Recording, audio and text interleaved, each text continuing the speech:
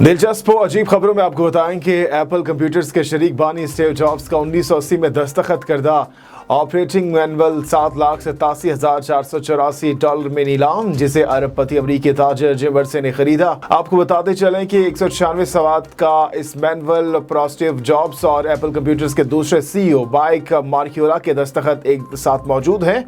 Boston के are auction से नीलाम हुआ, जो बरतानवी निजात जूलियन ब्रेवर की मलकियत था।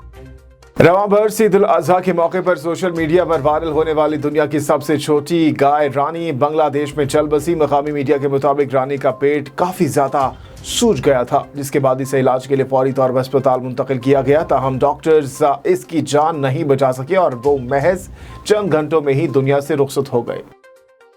और पसंद का गाना क्यों नहीं लगाया, दुल्हन का शादी में एंट्री से इनकार। सोशल मीडिया पर वायरल भारतीय वीडियो में दुल्हन ने अपनी शादी की तकरीब में दाखिल होने से इनकार कर दिया, क्योंकि एंट्री पर इसकी पसंद का गाना नहीं लगाया गया था, जबकि इसके घर वाले इसे समझा रहे हैं कि हाँ वो गाना लगा रहे हैं।